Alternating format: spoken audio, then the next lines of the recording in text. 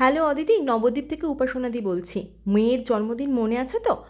তোমায় কিন্তু আমাকে একটা 1 পাউন্ডের কেক বানিয়ে দিতে হবে।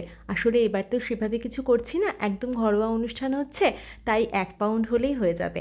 আমিও যথারীতি রিপ্লাই করেছিলাম, হ্যাঁ দিদি তুমি আমাকে ডিজাইনটা পাঠিও।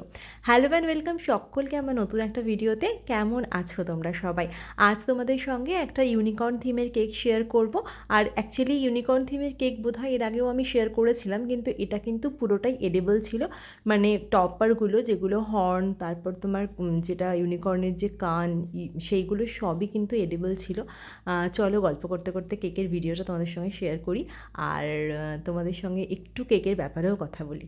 এখানে আমি N1 নজলের মধ্যেই, মানে N1 নজল দিয়েই কাজটা করেছিলাম। আর নজলটাকে পাইপিং ব্যাগের মধ্যে নিয়ে, মানে দুটো নজল ইউজ করেছিলাম এখানে, N1ই বাট দুটো। আর দুটো কালারের ক্রিম মানে রেডি করে তারপর পাইপিং ব্যাগের মধ্যে নিয়ে নিয়েছিলাম। কারণ এই ক্ষেত্রে যেহেতু কালার দুটো আলাদা আলাদা ছিল, তখন এই রকমভাবে করলে কাজটা কিন্তু করতে অনেকটা ইজি হয়। যাদের কাছে নেই নজল এক্সট্রা তাদের ব্যাপারটা আলাদা, কিন্তু যাদের কাছে আছে তারা কিন্তু এভাবেও করতে পারো। আর এখানে N46 নজল দিয়ে আমি এই স্কাই ব্লু কালারটা দিয়ে এখানে কিছু জাস্ট ওই ড্রিপ করে নিচ্ছিলাম। ড্রিপ নয়, অ্যাকচুয়ালি পাইপিংয়ের কাজ করে নিচ্ছিলাম, যাতে দেখতে কেকটা ভালো লাগে।